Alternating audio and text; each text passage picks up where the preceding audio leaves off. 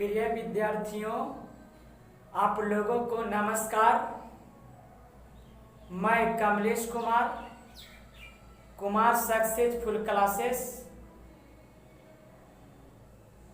आज मैं आप लोगों को क्लास 10th का त्रिकोणमिति बताने जा रहा हूं। क्लास 10th का त्रिकोणमिति आप लोग अच्छे से समझिएगा।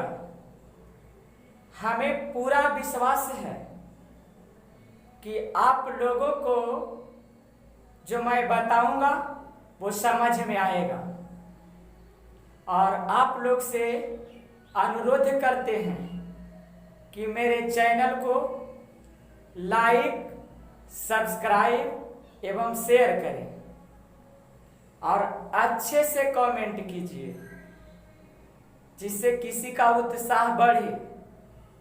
गलत कमेंट नहीं कीजिए। तो आप लोग देखिए, पहले हम इसके परिचय के बारे में बता देते हैं। त्रिकोणमिति में सूत्र पर विशेष जोर देना है।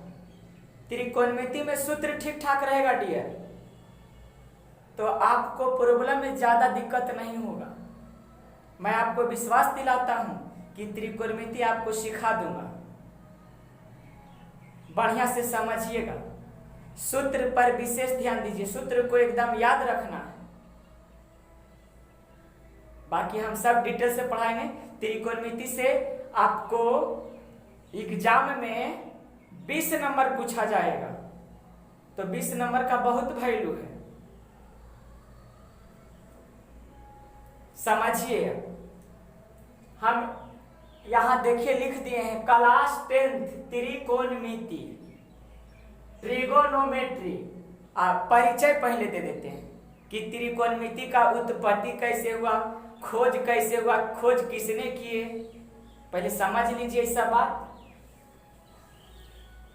सुनिए, त्रिकोणमिति शब्द की उत्पत्ति अंग्रेजी में ट्रिगोनोमेट्री बोलते हैं।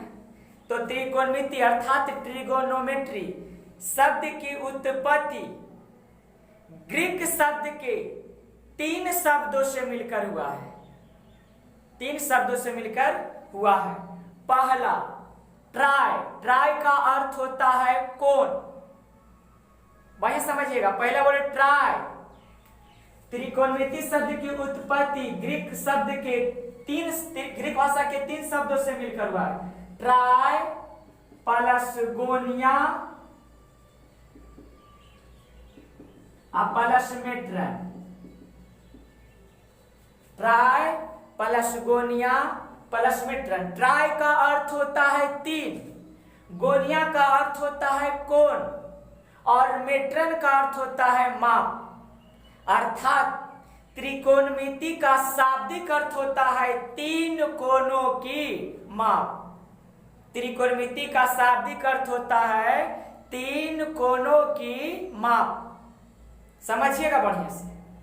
त्रिकोणमिति शब्द की उत्पत्ति ग्रीक शब्द के कितने शब्दों से मिलकर हुआ है? 3 शब्दों से। ट्राई प्लस गोनिया प्लस मेट्रन। ट्राई का अर्थ होता है 3, गोनिया का अर्थ होता है कोण, और मेट्रन का अर्थ होता है माप। अर्थात त्रिकोणमिति शब्द का शाब्दिक अर्थ होता है 3 कोणों की माप। लेकिन हम बताते हैं 3 कोण होता है किसमें? त्रिभुज में। तो कहीं कहीं त्रिकोणमिति को ऐसे दूसरे शब्दों में उल्लेख कर सकता है। त्रिकोणमिति अर्थात ट्रिगोनोमेट्री ग्रीक शब्द के 2 शब्दों से मिलकर बना है। ग्रीक भाषा के 2 शब्दों से मिलकर बना है। ट्राइगोनन, कहीं कहीं ऐसे भी लिखेगा ट्राइगोनन, और दूसरा मेट्रन। समझिए बात वही है। 3 कोण त्रिभुज में होता है, तो कहीं कहीं ट्राइगोनन प्लस मेट्रन लिख देगा कि त्रिकोणमिति दो शब्दों से मिलकर बना है, ग्रीक भाषा के, ट्राइगोनन और मेट्रन। ट्राइगोनन का अर्थ होता है त्रिभुज और मेट्रन का अर्थ होता है माप, अर्थात त्रिकोणमिति का शाब्दिक अर्थ यह भी होता है त्रिभुज की माप। त्रिभुज की माप, त्रिकोणमिति में हम लोगों को त्रिभुजे के बारे में पढ़ना है, उसमें भी स्पेशल समकोण त्रिभुज के बारे में। किस त्रिभुज के बारे में? समकोण त्रिभुज के बारे में। समझिएगा बढ़िया से। तो हम सब बता देंगे त्रिभुज क्या है। तीन भुजाओं से घिरी हुई बंद आकृति को त्रिभुज कहते हैं। समकोण त्रिभुज भी पढ़ावेंगे, सब पहले डिटेल से बतैले चलेंगे। अच्छा, त्रिकोणमिति का खोज सबसे पहले मिस्र एवं बेबीलोन वासियों ने किए थे। त्रिकोणमिति का खोज सबसे पहले किसने किए थे? मिस्र एवं बेबीलोन वासियों ने। त्रिकोणमिति का खोज लगभग में 140 ईसा पूर्व, 140 ईसा पूर्व ग्रीक गणितज्ञ एवं खगोल शास्त्री हिपार्कस ने समकोण त्रिभुज के भुजाओं एवं कोणों के संबंध के बारे में बताए थे। 140 ईसा पूर्व, 140 ईसा पूर्व माने 140 कहीं पर लिख देता है बीसी, बिफोर क्रिश्चियन माने ईसा मसीह के जन्म के पहले। उसके बाद लगभग चौथी शताब्दी, चौथी पांचवी शताब्दी के आसपास हमारा देश भारत भी इसके खोज में एक महत्वपूर्ण योगदान दिया। भारत भी त्रिकोणमिति को आगे बढ़ाने में सहायक है। हमारे देश के एक जाने माने भारतीय गणितज्ञ आर्यभट्ट ने त्रिकोणमिति में अपनी पुस्तक, उनका एक ग्रंथ था, उस ग्रंथ का नाम था आर्य सिद्धांत ग्रंथ। आर्य सिद्धांत ग्रंथ में उन्होंने सबसे पहले जया, कोजया, स्पर्श जया, स्पर्श जया, जया को ही आजकल हम लोग बोलते हैं साइन, कोजया को बोलते हैं कोसाइन, स्पर्श जया को बोलते हैं टेंजेंट। इस सब को सबसे पहले परिभाषित किए थे कौन? आर्यभट्ट ने। और इनके कथन को और गणितज्ञों ने आगे बढ़ाया, लेकिन सबसे अधिक महत्वपूर्ण भारत में त्रिकोणमिति में किनका रहा? आर्यभट्ट के। इसके अलावा बोधायन फिर हो गए ज्यामिति में। बोधायन का एक महत्वपूर्ण योगदान है। बोधायन का प्रमेय था कर्ण स्क्वायर बराबर लंब स्क्वायर प्लस आधार स्क्वायर। कर्ण स्क्वायर बराबर लंब स्क्वायर प्लस आधार स्क्वायर।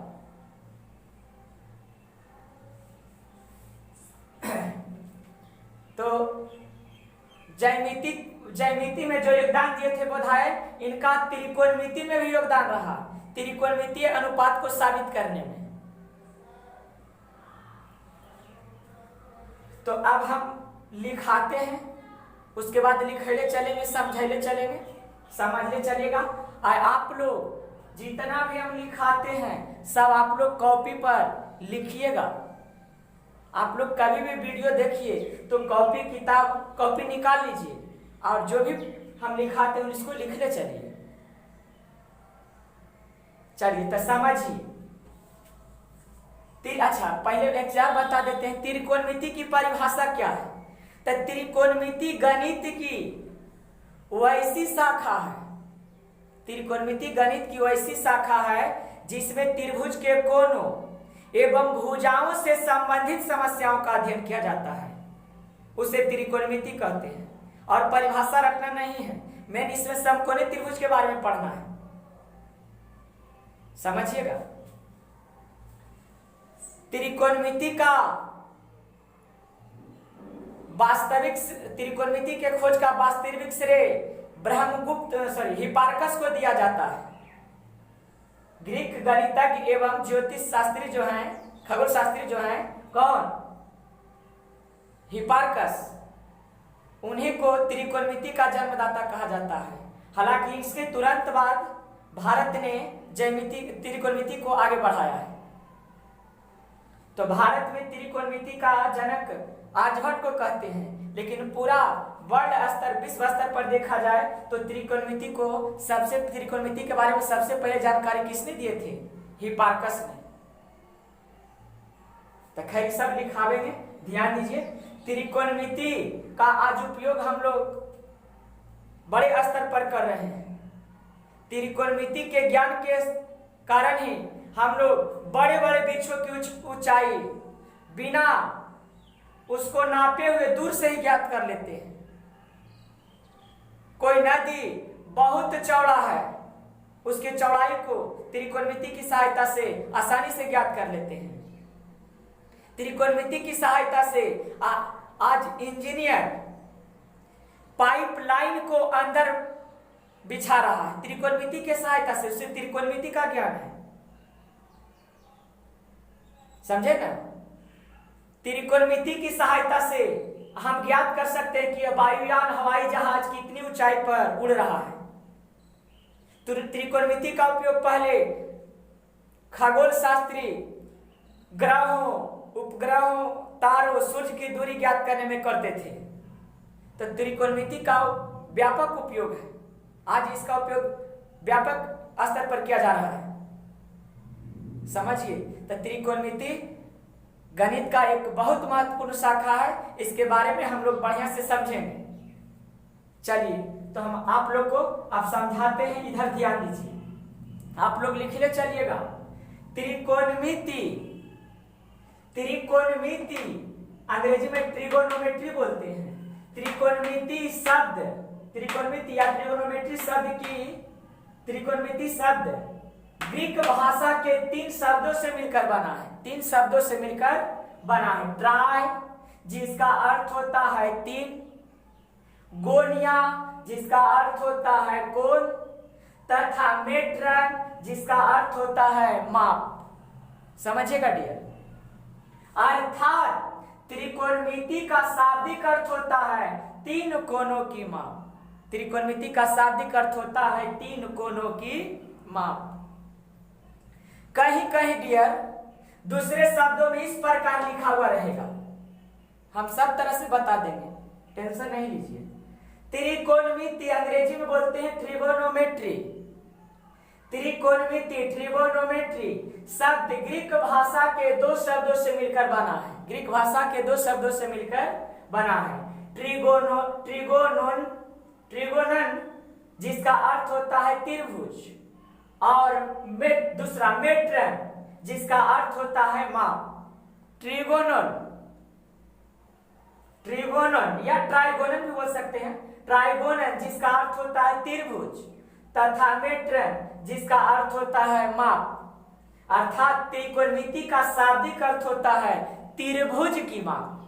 त्रिभुज की माप। इतना बात समझ में आया? तो आप लोग लिख ले चलिए, फिर लिखते हैं, बताते हैं। चलिए समझिएगा डियर, समझिए। अब आपसे पूछे त्रिकोणमिति क्या है? त्रिकोणमिति क्या है? ट्रिगोनोमेट्री। तो सुनिए, कहेंगे गणित की वह शाखा, गणित की वह शाखा जिसमें त्रिभुज के भुजाओं, गणित की वह शाखा जिसमें त्रिभुज के भुजाओं, कोणों की मापों तथा उससे संबंधित समस्याओं का अध्ययन किया जाता है, उसे त्रिकोणमिति कहते हैं। आप लोग को समझावेंगे, देखिएगा ना कि त्रिकोणमिति में किसके बारे में पढ़ा जाता है? त्रिभुज के बारे में। त्रिभुज के भुजाओं, कोणों तथा उससे संबंधित समस्याओं के बारे में अध्ययन करेंगे। त्रिभुज में 3 भुजा तथा 3 कोण होते हैं। इस प्रकार त्रिभुज में कुल 6 अंग होते हैं। और वही 6 अंक के बारे में हमें पढ़ना है त्रिकोणमिति में। त्रिकोणमिति में एक कोण, एक न्यून कोण और कोई एक भुजा दिया हुआ रहेगा तो शेष सभी अंगों को ज्ञात कर सकते हैं त्रिकोणमिति में। सब बतावेंगे, पहले समझिए त्रिकोणमिति क्या है।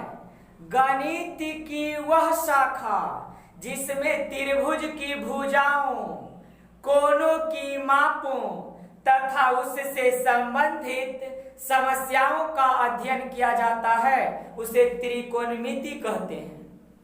त्रिकोणमिति किसे कहते हैं? तो गणित की वह शाखा जिसमें त्रिभुज की भुजाओं, कोणों की मापों तथा उससे संबंधित समस्याओं का अध्ययन किया जाता है उसे त्रिकोणमिति कहते हैं। ठीक, अच्छा, त्रिकोणमिति का ज्ञान सर्वप्रथम सबसे पहले किनको था? मिस्र एवं बेबीलोन वासियों को था। ज्यामिति का भी खोज सबसे पहले वही किया था, मिस्र एवं बेबीलोन वासियों ने, लेकिन उनके पास कोई प्रमाण नहीं था। तो ये सब पॉइंट देकर के खाली याद रखना है, ये सब परीक्षा में नहीं पूछेगा। त्रिकोणमिति का ज्ञान सर्वप्रथम मिस्र एवं बेबीलोन वासियों को था, लेकिन उनका कोई प्रमाण नहीं था। आगे समझिए, ग्रीक गणितज्ञ एवं खगोल शास्त्री, आगे भी समझाए थे आप लोग को। ग्रीक गणितज्ञ एवं खगोल शास्त्री हिपार्कस ने 140 ईसा पूर्व, कहीं लिखता है 140 बीसी, 140 बीसी, 140 बीसी का मतलब होता है 140 बीस से बिफोर 80 से क्रिश्चियन, माने ईसा मसीह के जन्म के 140 वर्ष पहले त्रिभुज के कोणों का संबंध उसके भुजाओं के साथ स्थापित किए थे। किसने? हिपार्कस ने।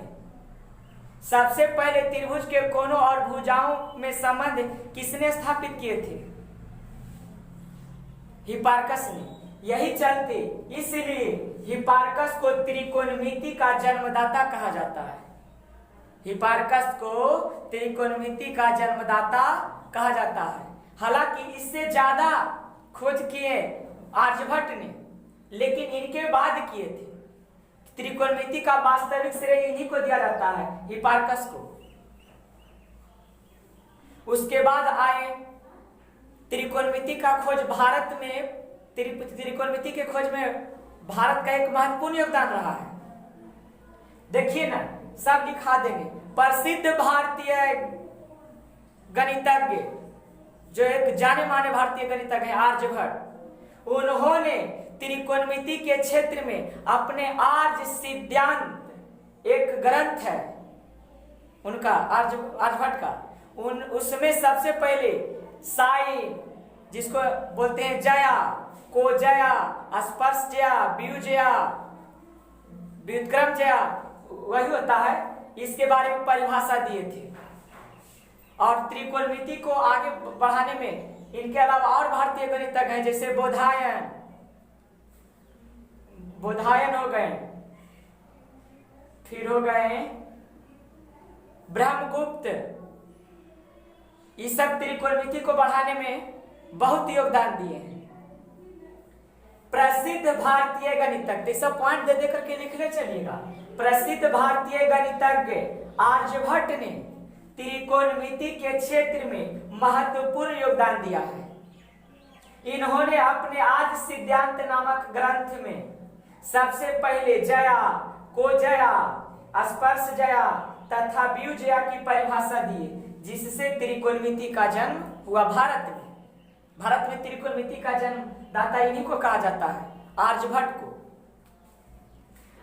जो स्पर्श बोलते हैं हम लोग ना, जया, जया जिसको बोलते हैं, आज इसी का अपभ्रंश है साइन। जया को आज हम लोग साइन बोलते हैं, कोजया को हम लोग बोलते हैं कोसाइन। इसे और संक्षेप में कोसाइन को बोला जाता है केवल कॉस, साइन को केवल ऐसे लिखते हैं साइन। स्पर्शजया टैंजेंट, तो ये सब सिखावेंगे आगे। पहले इतना समझ में आया त्रिकोणमिति क्या है, गणित की वह शाखा जिसमें त्रिभुज के भुजाओं, कोणों की मापों तथा उससे संबंधित समस्याओं का अध्ययन किया जाता है उसे त्रिकोणमिति कहते हैं। त्रिकोणमिति का ज्ञान सबसे पहले मिस्र एवं बेबीलोन वासियों को था, लेकिन इसका कोई प्रमाण नहीं था। त्रिकोणमिति के खोज में ग्रीक गणितज्ञ एवं खगोल शास्त्री इसने हिपार्कस ने 140 ईसा पूर्व पहले ही,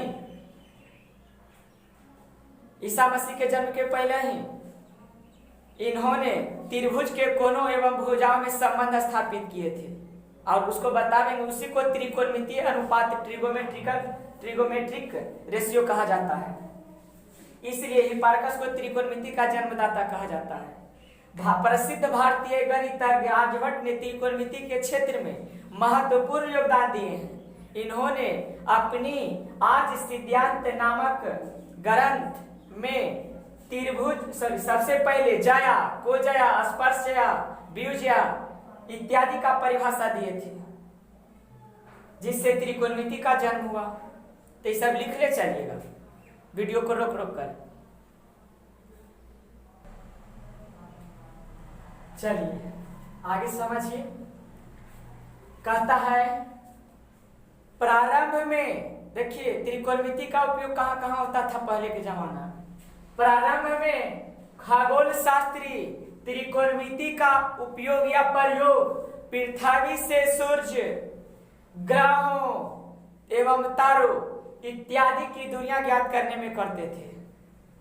प्रारंभ में खगोल शास्त्री त्रिकोणमिति की सहायता से खगोलीय पिंडों जैसे सूर्य, तारा, ग्रह, चंद्रमा ये सब हो गया ना, उसका दूरी ज्ञात करते थे। किसकी सहायता से? त्रिकोणमिति की सहायता से। आज के युग में भी त्रिकोणमिति का बहुत बड़ा उपयोग है, एक व्यापक उपयोग है। त्रिकोणमिति का आज के युग में बहुत बड़ा उपयोग है। त्रिकोणमिति का उपयोग आज कई क्षेत्रों जैसे विज्ञान के क्षेत्रों में भी त्रिकोणमिति का उपयोग किया जा रहा है। खगोल शास्त्र, इंजीनियरिंग क्षेत्र, मीनार की ऊंचाई ज्ञात करना है, नदी की चौड़ाई ज्ञात करना है, बड़े बड़े पेड़ की ऊंचाई ज्ञात करना है, ये सब ज्ञात करने में किसका उपयोग किया जा रहा है? त्रिकोणमिति का। तो त्रिकोणमिति का कई एक बहुत बड़ा व्यापक उपयोग है। मैथ गणित में तो त्रिकोणमिति व्यापक रूप में पढ़ना है। त्रिकोणमिति की सहायता से कोई व्यक्ति नदी के उस किनारा है, यहाँ नदी है, ये नदी है समझ लीजिए। नदी के इस किनारा एक पेड़ है और इस किनारे पर कोई व्यक्ति खड़ा है यहाँ पर।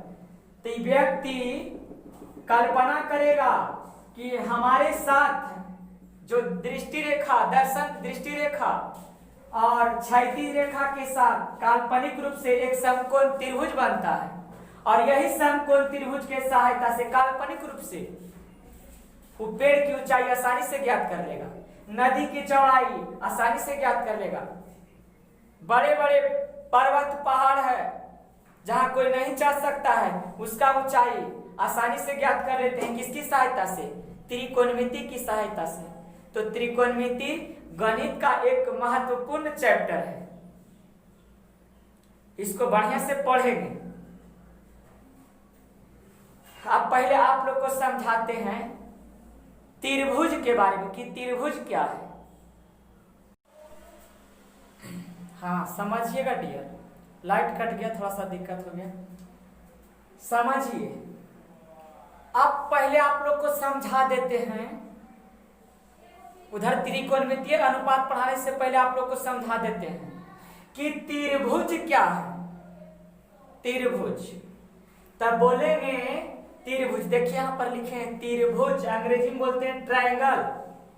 तीन भुजाओं से घिरी हुई बंद आकृति को त्रिभुज कहते हैं।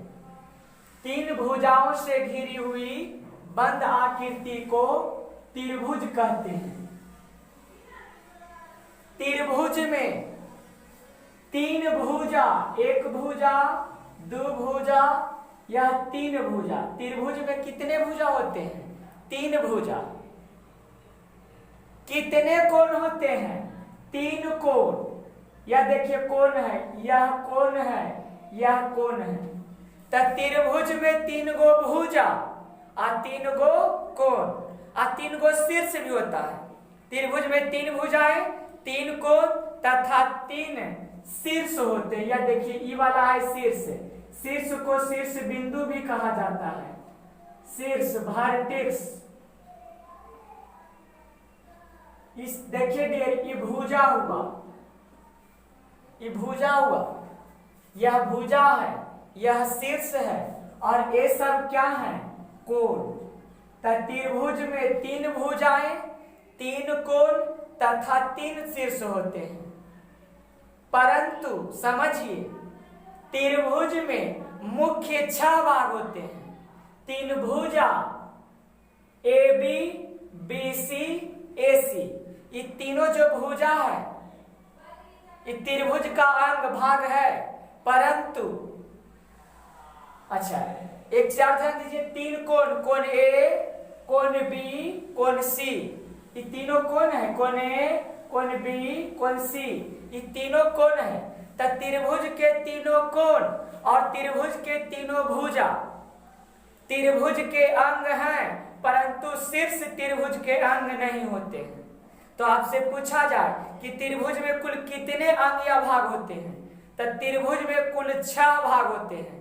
3 भुजा और 3 कोण, 3 भुजा और 3 कोण। ध्यान दीजिए, लिख देते हैं यहां पर, समझिए।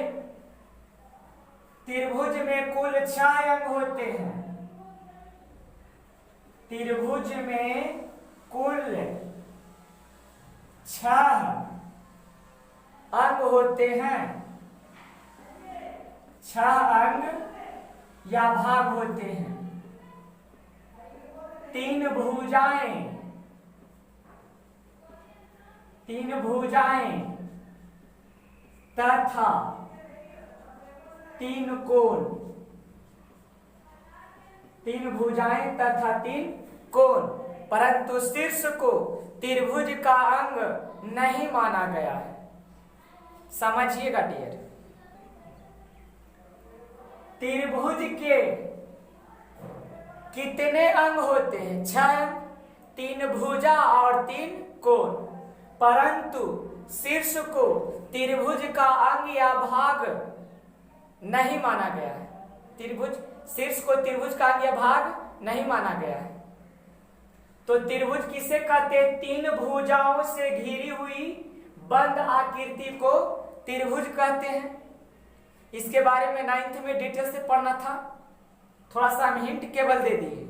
तो त्रिभुज समझ गए, यहाँ ए बी, बी सी तथा ए सी त्रिभुज की भुजाएं हैं और कोण ए, कोण बी, कोण सी त्रिभुज के तीनों कोण हैं।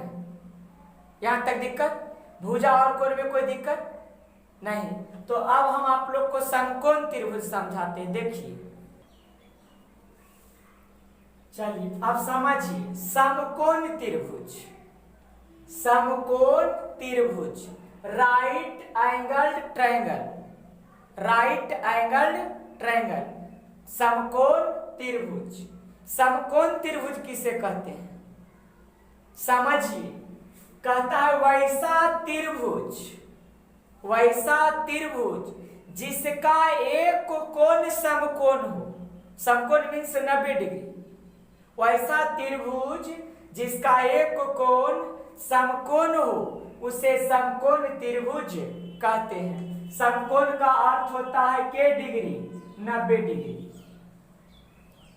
तो देखिए चित्र में समकोण त्रिभुज किसे कहते हैं? फिर से एक बार, वैसा त्रिभुज जिसका एक कोण समकोण हो उसे समकोण त्रिभुज कहते हैं।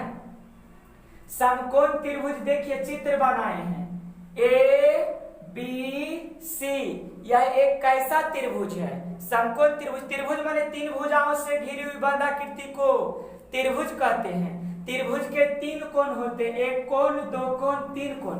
लेकिन ऐसा चिन्ह कभी भी किसी त्रिभुज में लगा रहे, 2 भुजाएं एक दूसरे के एकदम लंबवत हो, परपेंडिकुलर हो, तो समझ जाइए, 2 भुजाएं एक दूसरे के परपेंडिकुलर और लंबवत हो तो समझ जाइए कि कोण 90 डिग्री है। जिस त्रिभुज का एक कोण 90 डिग्री होगा उसको कहेंगे समकोण त्रिभुज। तो कैसा त्रिभुज है? समकोण त्रिभुज है। कैसा त्रिभुज है? समकोण त्रिभुज। ये कैसा त्रिभुज है? समकोण त्रिभुज। समझिए, समकोण त्रिभुज में अब समझिए 3 भुजाएं AB, BC और AC, 3 भुजा है। तो समकोण त्रिभुज के बारे में सबसे पहले बोधायन ने, भारत के एक गणितज्ञ थे बोधायन, इन्होंने समकोण त्रिभुज के भुजाओं के आधार पर एक संबंध दिए थे, कर्ण स्क्वायर बराबर लंब स्क्वायर प्लस आधार स्क्वायर। तब पहले ये समझिए कि समकोण त्रिभुज में कर्ण कौन होता है, आधार कौन होता है, लंब कौन होता है। तो किसी भी समकोण त्रिभुज में, कोई समकोण त्रिभुज रहे, यहाँ ABC एक समकोण त्रिभुज है जिसका कोण B समकोण है, कोण B समकोण है, और बाकी जो 2 कोण बने न्यून कोण है, कोण A और कोण C दोनों न्यून कोण है। तो किसी समकोण त्रिभुज में 90 डिग्री के सम्मुख भुजा को, 90 डिग्री के सम्मुख भुजा को कर्ण कहा जाता है। कर्ण 90 डिग्री के सम्मुख भुजा को कर्ण कहा जाता है। कर्ण को अंग्रेजी में बोलते हैं हाइपोटेनस, HYPOTENUSE। हाइपोटेनस मीन्स होता है कर्ण। और बाकी शेष 2 जो भुजाएं बचे उनमें से एक लंब होगा तो दूसरा आधार होगा। इनमें से एक लंब होगा तो दूसरा आधार होगा। लेकिन समझिएगा डियर, लंब और आधार दोनों में से कोई हो सकता है, लेकिन कर्ण हमेशा फिक्स है। 90 डिग्री के सामने वाले भुजा को कर्ण कहते हैं। कर्ण कभी नहीं बदलेगा, लंब आधार बदल जाएगा मगर कर्ण कभी बदलने वाला नहीं है। कर्ण हमेशा फिक्स होता है। 90 डिग्री के सम्मुख भुजा को कर्ण कहते हैं। बाकी जो 2 भुजा बचा, अगर इलंब होगा तो ये आधार होगा, अगर इलंब होगा तो ये आधार होगा। लेकिन सुनिए कैसे होता है। समकोण त्रिभुज में 3 गो कोण, एक तो समकोण है, बाकी शेष 2 कोण जो बचे हैं ना दोनों न्यून कोण है। तो इन दोनों न्यून कोण में से किसी एक कोण को आपको थीटा मानना होगा। किसी एक कोण को थीटा मानना होगा, मेन मानना होगा कि आप कौन कोण पकड़ते हैं, कोण C पकड़ते हैं कि कोण A पकड़ते हैं, न्यून कोण C पकड़ते हैं कि न्यून कोण A पकड़ते हैं। तो अगर हम न्यून कोण C पकड़ेंगे, अगर न्यून कोण हम C पकड़ेंगे यानी इस कोण को हम थीटा मान लेते हैं, समझिए बढ़िया से, तो थीटा के सम्मुख भुजा को लंब कहा जाता है। ये थीटा के सामने वाला भुजा, यह देखिए, यह देखिए, थीटा के सामने वाला भुजा कौन है? AB। तो AB होगा लंब, और थीटा के संलग्न भुजा को, थीटा के आसन भुजा, आसन माने सटले सटले वाला भुजा, संलग्न भुजा माने उससे जुड़ा हुआ भुजा। तो थीटा से जुड़ा हुआ भुजा 2 गो है, एक यह देखिए, तो ये तो कर्ण है ऑलरेडी पहले से, तो आधार हो नहीं सकता। तो थीटा के संलग्न भुजा आखिर होगा कौन? A वाला। तो यही वाला होगा आधार। यही क्या होगा? आधार। आधार को अंग्रेजी में बेस बोलते हैं और लंब को अंग्रेजी में परपेंडिकुलर बोलते हैं। परपेंडिकुलर मीन्स लंब। समझिए, कर्व को H द्वारा सूचित किया जाता है, स्मॉल h, लंब को P द्वारा, आधार को B द्वारा। तो समकोण त्रिभुज में 90 के सामने वाला भुजा कर्व, बाकी इन दोनों भुजाओं में से कोई एक लंब होगा तो दूसरा आधार। लेकिन लंब होगा कौन? थीटा। आप न्यून कोण 2 गो है, तो न्यून कोण पर निर्भर करता है लंब आधार कि आखिर अगर ई थीटा मानिएगा तो ई वाला लंब हो जाएगा और ई वाला आधार हो जाएगा। समझिए,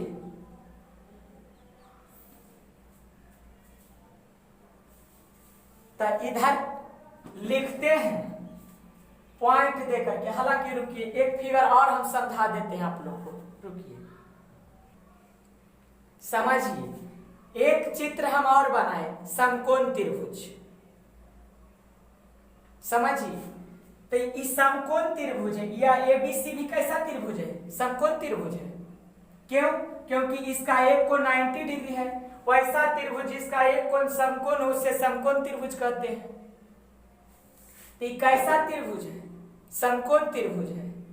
अब समकोण त्रिभुज में तो हम समझ गए हैं 90 डिग्री के सामने वाले भुजा को कर्ण कहा जाता है। कर्ण, जिसको अंग्रेजी में हाइपोटेनस कहते हैं, वहां लिख दिए हैं। अब सुनिए, बाकी शेष दो भुजा बचा, इनमें से एक लंब होगा, दूसरा आधार होगा। लेकिन अभी हम नहीं कह सकते निश्चित। लंब और आधार स्थिति के अनुसार बदलता है। थीटा है ए वाला तो लंब है ए वाला, आधार है ए वाला। लेकिन अब की बार इसमें हम मान लेते हैं डियर ई वाला कोण थीटा, ई वाला कोण थीटा मान लेते हैं। एक न्यून कोण कोई मानना पड़ेगा, मेन एक न्यून कोण मानना पड़ेगा। तो यहां पर हम मेन एक न्यून कोण इसको मान लेते हैं थीटा, इसको मान लेते हैं थीटा। माने इसके रिस्पेक्ट में, इसके रिस्पेक्ट में, इसके सापेक्ष कौन लंब होगा और कौन भुजा आधार होगा? कौन भुजा लंब होगा, कौन भुजा आधार होगा? तो इसके रिस्पेक्ट में, इसके सापेक्ष में थीटा के सम्मुख भुजा को लंब कहा जाता है और थीटा के संलग्न भुजा को आधार कहा जाता है। ये थीटा का कौन भुजा है? संलग्न भुजा। ये थीटा का संलग्न भुजा हुआ, ये थीटा से जुड़ा हुआ भुजा। तो थीटा से तो दो भुजा जुड़ा हुआ है, एक देखिए ए वाला और एक ए वाला, लेकिन ये तो पहले से कर्ण है। तो थीटा के संलग्न भुजा जो इससे बचल है वही होगा आधार। आई थीटा के जो सम्मुख भुजा है, सम्मुख भुजा, वो क्या होगा? लंब।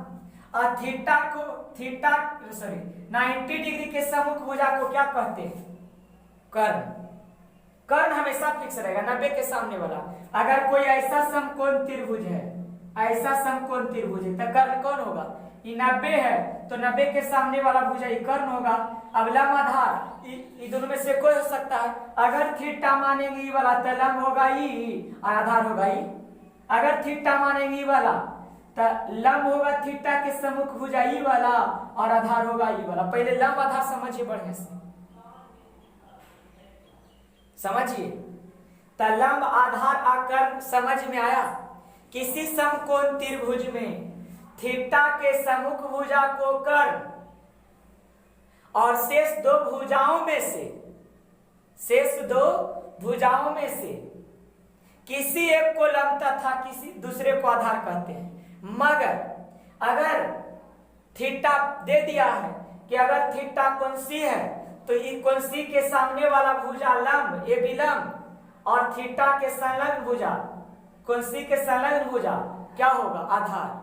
अगर थीटा है कोण, यहां पर देखिए, थीटा के संलग्न भुजा, थीटा के सम्मुख भुजा लंब और थीटा के संलग्न भुजा आधार। लेकिन 90 के सामने हमेशा क्या होगा? कर्ण। कर्ण को H द्वारा सूचित करते हैं, छोटी h, लंब को P द्वारा सूचित करते हैं और आधार को B द्वारा। कर्ण को H द्वारा, लंब को P द्वारा, लंब को P द्वारा और आधार को B द्वारा सूचित करते हैं। समझ में आ रहा है? तो समकोण त्रिभुज समझ में आया कि वैसा त्रिभुज जिसका एक कोण समकोण हो उसे समकोण त्रिभुज कहते हैं। समकोण त्रिभुज में 90 के सामने वाला भुजा कर्ण और शेष दो भुजाओं में से एक लंब और दूसरा आधार होता है। लेकिन लंब और आधार निर्भर करता है थीटा पर कि अगर ये थीटा है तो लंब आई आधार। लेकिन अगर ये थीटा है तो ये लंब और आधार, लेकिन कर्ण हमेशा फिक्स होगा। बताइए आप लोग, एक ऐसा हम त्रिभुज देते हैं समकोण त्रिभुज, समकोण त्रिभुज ध्यान दीजिएगा, यहां पर एक कोण मान लेते हैं 90 डिग्री, ये वाला कोण मान लेते हैं 90 डिग्री, पी क्यू आर, समझिए 90 डिग्री। तो बताइए कर्ण कौन होगा? कर्ण होगा पी आर, 90 के सम्मुख भुजा को कर्ण कहते हैं। कर्ण हमेशा फिक्स होता है, और कर्ण किसी भी समकोण त्रिभुज में कर्ण सबसे बड़ी भुजा होती है, कर्ण सबसे बड़ी भुजा होती है। अच्छा, बाकी लंब आधार के बात आया तो ये दोनों न्यून कोण, ही तो 90 डिग्री समकोण, बाकी दोनों न्यून कोण में आप ध्यान दीजिए कि कौन थीटा माना है प्रश्न। अगर थीटा इसको मानेगा तो ये लंब होगा, अगर थीटा इसको अगर ये थीटा होगा तो इसको लंब है, इसको आधार। मगर अगर इसको थीटा मानेगा तो ई वाला हो जाएगा लंब और ई वाला हो जाएगा आधार। समझे? समकोण त्रिभुज में और कोई दिक्कत है तो बोलिए, आप लोग उतारले चलिएगा इस सबको।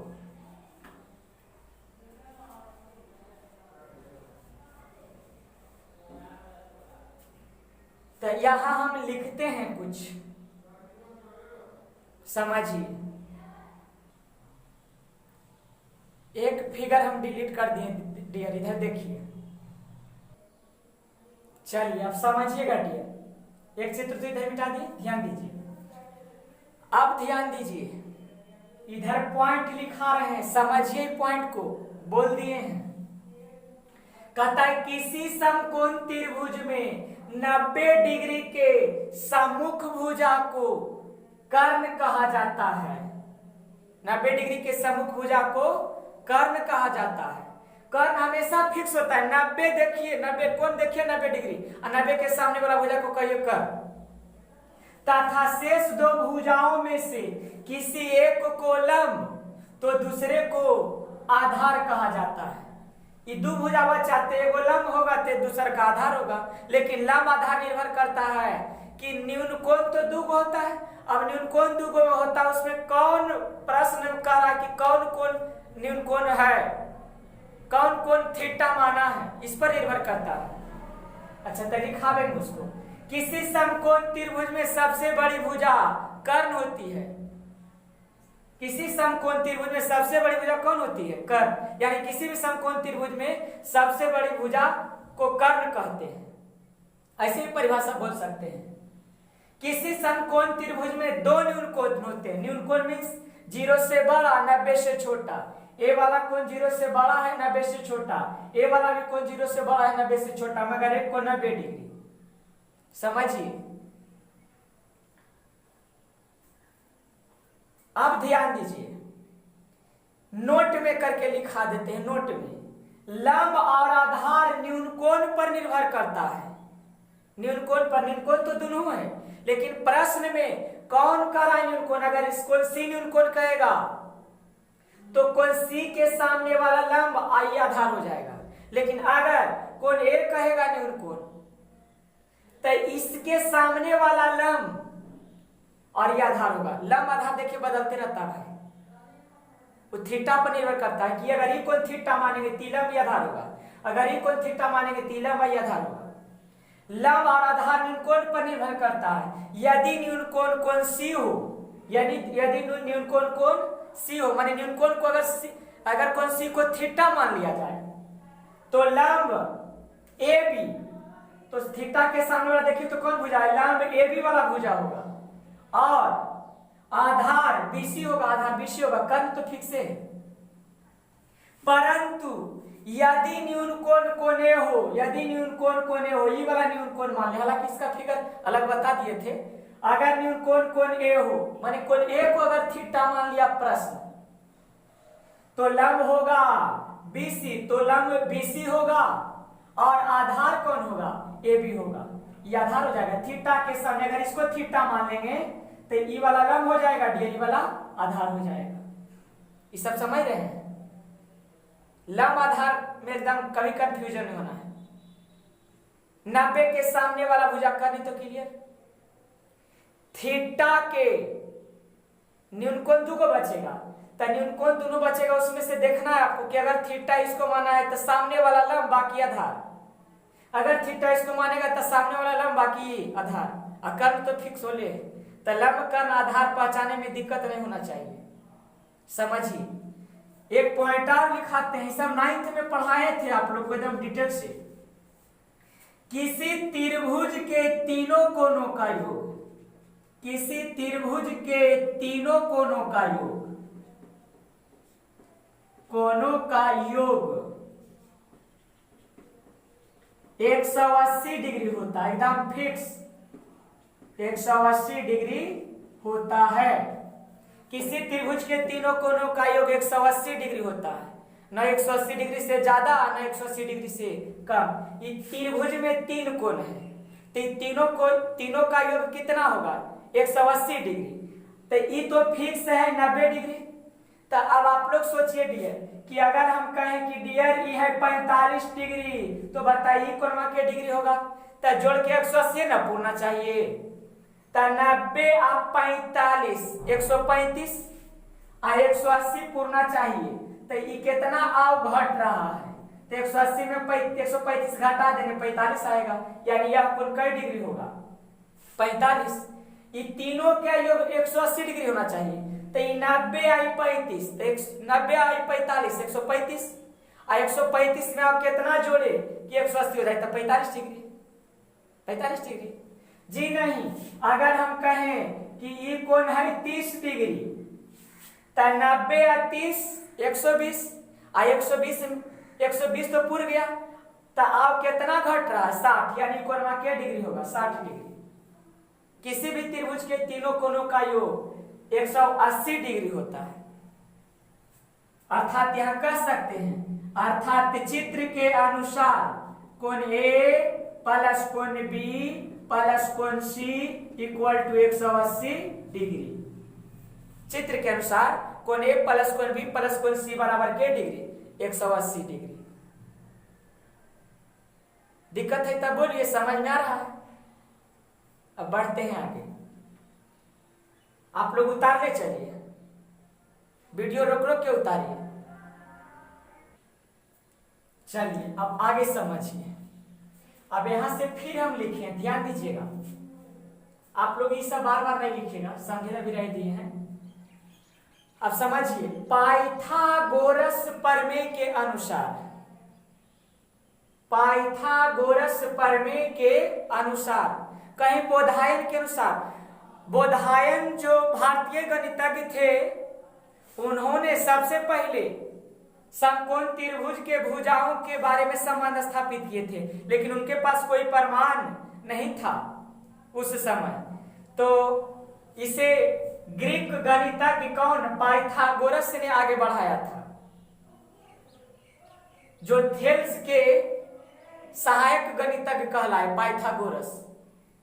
तो पाइथागोरस प्रमेय के अनुसार, हम लोग ज्यामिति में पढ़े हैं पाइथागोरस प्रमेय, किसी समकोण त्रिभुज में सबसे बड़ी भुजा का वर्ग अन्य दो भुजाओं के वर्गों के योगफल के बराबर होते हैं, या कह सकते हैं 90 के सामने वाला समकोण त्रिभुज में 90 के सामने वाला भुजा कर एगो लंब तो दूसरा का आधार, कोई लंब कोई आधार होगा, इसमें बदलते रहता है मगर कर्ण कभी नहीं बदलेगा। तो पहला सूत्र पाइथागोरस प्रमेय के अनुसार, कर्ण स्क्वायर बराबर लंब स्क्वायर प्लस आधार स्क्वायर, कर्ण स्क्वायर बराबर लंब स्क्वायर प्लस आधार स्क्वायर। कर्ण को सूचित करते हैं h से, कर्ण को सूचित करते हैं h से, स्क्वायर तो स्क्वायर, बराबर तो बराबर, लंब को सूचित करते हैं p से, देखिए p से, स्क्वायर तो स्क्वायर प्लस प्लस, आधार को सूचित करते हैं b से, स्क्वायर तो स्क्वायर। अब ध्यान दीजिए, यहां पर हम लोग पहले भी पढ़ चुके हैं कि अगर इधर से स्क्वायर हटाएंगे तो विपरीत साइड में अंडर रूट हो जाता है, तो वही h स्क्वायर हटा, h पर स्क्वायर था तो h पर से स्क्वायर हटा दिए तो इधर विपरीत साइड में पूरा पर क्या हो गया root, under root P square plus B square. यानी आपको एच पूछेगा, कर्ण पूछेगा, कर्ण बराबर सूत्र, तो कर्ण एच बराबर सूत्र होता है, कर्ण एच बराबर एच से हाइपोटेनस, हाइपोटेनस मींस कर्ण, तो कर्ण बराबर सूत्र होगा under root P square plus B square. Hindi में बोलेंगे अंडर रूट लंब स्क्वायर प्लस आधार स्क्वायर। समझ रहे बात को? इसी से दो और सूत्र निकला। क्या किए ना डियर, लंब स्क्वायर इधर रह दिए, आधार स्क्वायर था इधर प्लस में, तो इधर आया माइनस में, यानी लंब स्क्वायर बराबर सूत्र हो रहा है कर्ण स्क्वायर माइनस आधार स्क्वायर। उसी को अलग करके यहाँ दूसरा नंबर इसको लिख दिया। इसे याद रखिएगा, सूत्र बहुत काम देगा। लंब स्क्वायर बराबर कर्ण स्क्वायर माइनस आधार स्क्वायर। लंब स्क्वायर पूछ रहा है, लंब स्क्वायर पूछ रहा है, तो कर्ण स्क्वायर में से आधार स्क्वायर को घटा देंगे। अगर आधार स्क्वायर पूछेगा तो कर्ण स्क्वायर में से लंब स्क्वायर घटा देंगे। फिर से अगर लंब स्क्वायर पूछेगा तो कर्ण स्क्वायर में से आधार स्क्वायर घटा देंगे। अगर आधार स्क्वायर पूछेगा तो कर्ण स्क्वायर में से लंब स्क्वायर घटा देंगे। परंतु कर्ण स्क्वायर पूछेगा तो लंब स्क्वायर और आधार स्क्वायर दोनों को जोड़ देंगे, क्योंकि कर्ण सबसे बड़ी भुजा होती है। तो लंब स्क्वायर बराबर कर्ण स्क्वायर माइनस आधार स्क्वायर। लंब को सूचित करते हैं P से, परपेंडिकुलर मींस लंब, स्क्वायर तो स्क्वायर, बराबर तो बराबर। कर्ण को सूचित करते हैं H से, स्क्वायर तो स्क्वायर, माइनस तो माइनस। आधार को सूचित करते हैं B से, स्क्वायर तो स्क्वायर। स्क्वायर इधर से हटा दिए तो हो गया under root, under root P बराबर स्क्वायर हटा दिए तब विपरीत साइड रूट हो गया under root H square minus B square. पूरा पर इतना दूर रूट देंगे जितना दूर दोनों पद है। P बराबर under root H square minus B square. P means perpendicular, perpendicular means लंब, लंब बराबर अंडर रूट कर्ण स्क्वायर माइनस आधार स्क्वायर। हिंदी में इसे बोल सकते हैं। अगला इसी से निकला, अगर हमको आधार स्क्वायर ज्ञात करना है तो लंब स्क्वायर इधर प्लस में, इधर आएगा माइनस में, तो कर्ण स्क्वायर माइनस लंब स्क्वायर हो जाएगा। तो आधार स्क्वायर बराबर सूत्र होगा कर्ण स्क्वायर माइनस लंब स्क्वायर। आधार स्क्वायर बराबर कर्ण स्क्वायर माइनस लंब स्क्वायर। आधार को b से स्क्वायर तो स्क्वायर, बराबर तो बराबर, कर्ण को h से, स्क्वायर तो स्क्वायर, माइनस तो माइनस, लंब को p से स्क्वायर तो स्क्वायर। स्क्वायर इधर से हटा दिए डियर, तो इधर से जैसे स्क्वायर हटावेंगे इधर हो जाएगा अंडर रूट, यानी b बराबर सूत्र हो गया अंडर रूट, b बराबर सूत्र हो गया under root H square minus P square. Means आधार बराबर अंडर रूट कर्ण स्क्वायर माइनस लंब स्क्वायर। इतना सूत्र याद रखना है, समझ गए? पाइथागोरस प्रमेय के अनुसार, हालांकि इसका खोज पहले बोधायन किए थे मगर उनके पास कोई प्रमाण नहीं था। तो इस समकोण त्रिभुज के तीनों भुजाओं में संबंध क्या है? तो कर्ण स्क्वायर बराबर लंब स्क्वायर प्लस आधार स्क्वायर, लंब स्क्वायर बराबर कर्ण स्क्वायर माइनस आधार स्क्वायर, आधार स्क्वायर बराबर कर्ण स्क्वायर माइनस लंब स्क्वायर। यही ध्यान रखना है कि स्क्वायर हटाते हैं तो होता है अंडर रूट। हमको स्क्वायर के रूप में कभी नहीं पूछेगा, ज्यादातर पूछेगा जिसे कर्ण स्क्वायर तक करने पूछेगा, स्क्वायर हटा के इधर रूट कर देंगे, सीधा बात। समझ रहे बात को? बढ़ते हैं आगे, उतार दीजिए इसको, वीडियो रोक रोक के उतारिएगा। चलिए अब हम लोग कोण के बारे में पढ़ लेते हैं, थोड़ा सा ज्यामिति से चल लेते हैं, कोण के बारे में कुछ सीख लेते हैं।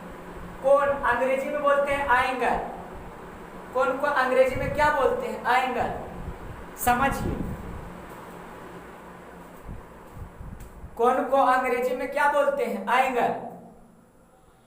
कोण कहते हैं किसको? समझिए, कहता दो किरणों को, दो किरण, एक किरण ई, देखिए एक किरण ई वाला, एक किरण ई वाला, दो किरण है ना, दो किरणों को मिलने से जो झुकाव उत्पन्न होता है, यहां पर कुछ झुकाव उत्पन्न हुआ है, जो झुकाव उत्पन्न होता है उसे कोण कहते हैं। यही कोण है, यही कोण है एंगल।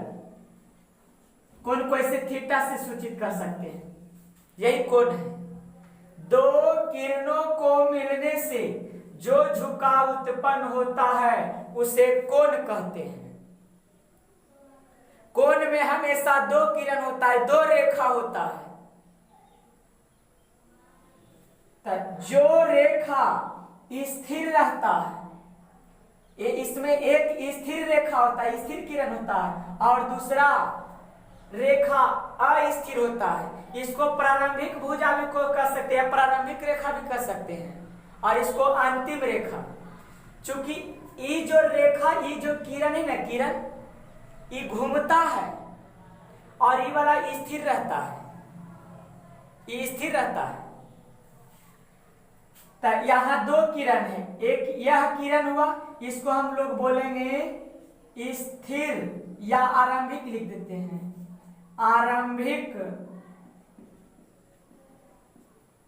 किरण, ये हमेशा स्थिर होता है। और दूसरा होता है अंतिम किरण, अंतिम किरण या अंतिम भुजा या रेखा कुछ भी लिख सकते हैं।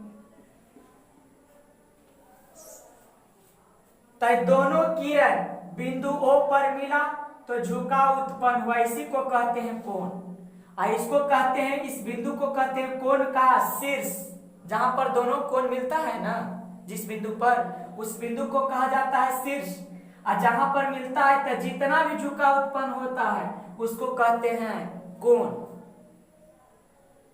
और ज्यामिति में कोण के बारे में हम लोग को पढ़ना था 0 डिग्री से 360 डिग्री तक। ज्यामिति में हम लोग को कोण कितना से कितना तक पढ़ना था, 0 डिग्री से 360 डिग्री। और धनात्मक कोण के बारे में पढ़ना था। लेकिन त्रिकोणमिति में 360 डिग्री से अधिक कोण के बारे में भी पढ़ना है।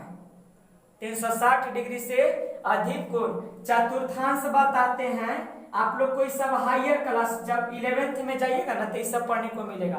फर्स्ट क्वाड्रेंट, सेकंड क्वाड्रेंट पूछेगा आपसे कि बताइए 460 डिग्री का कोण किस चतुर्थांश में है, 460 डिग्री का कोण किस चतुर्थांश में है।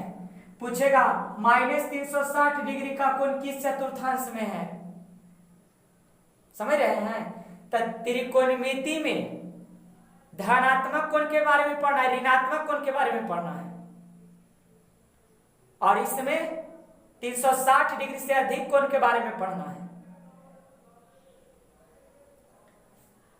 तो कोण दो तरह से होता है, दो प्रकार के होता है, एक धनात्मक कोण और दूसरा ऋणात्मक कोण।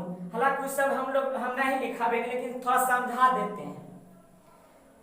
जब आरंभिक किरण को स्थिर मान लेते हैं, आरंभिक किरण को स्थिर मान लेते हैं, और दूसरे किरण को, जिस किरण को घुमाया जाता है उसको परिभ्रमण किरण या परिभ्रमण रेखा कहा जाता है।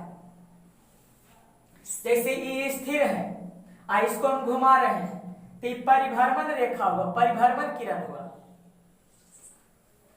तो अगर कोई किरण घड़ी के सुई के विपरीत दिशा में घूमता है तो वहां कोण का मान धनात्मक होता है।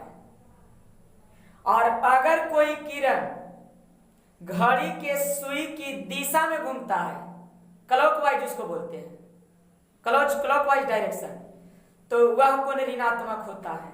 जैसे सिखाते हैं कोण तो समझ गए, अब हम लोग थोड़ा सा समझ लेते हैं। इधर यहाँ पर कोई स्थिर किरण है, आरंभिक किरण है। अगर यहाँ से एक किरण और यहाँ पर है, संपाती समझ लीजिए।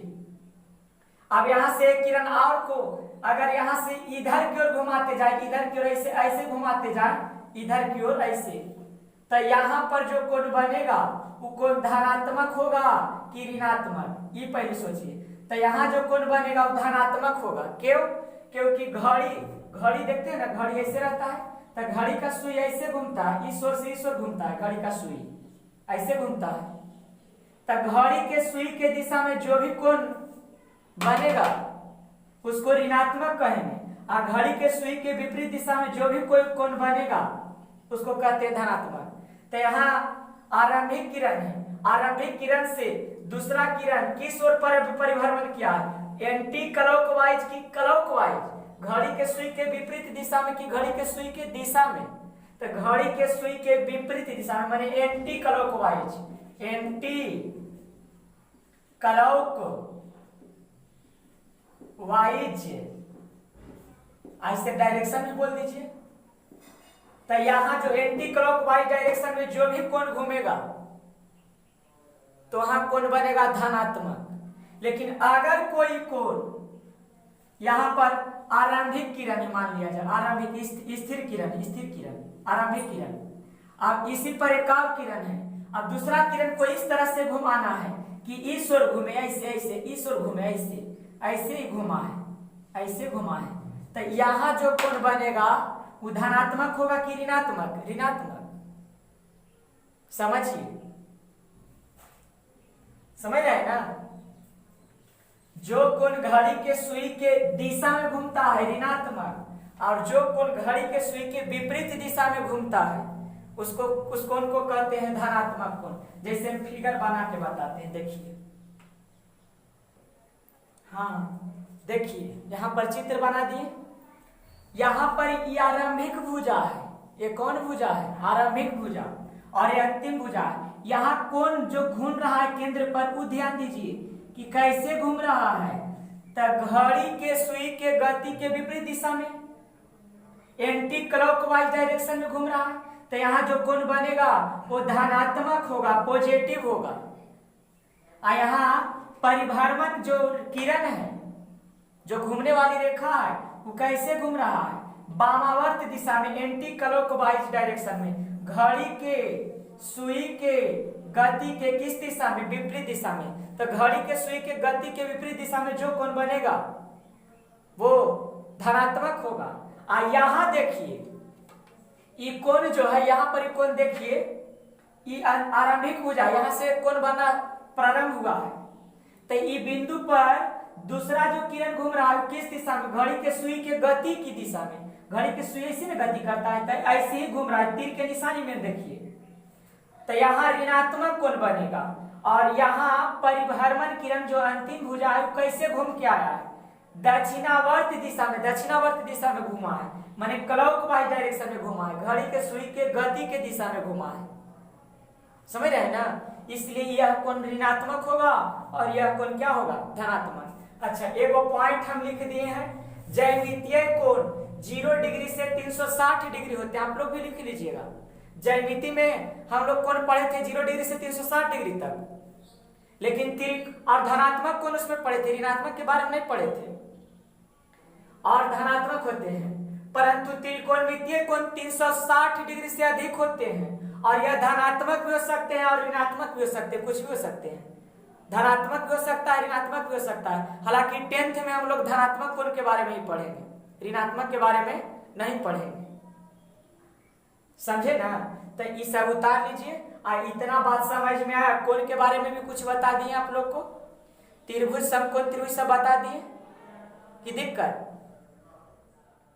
पढ़ते हैं।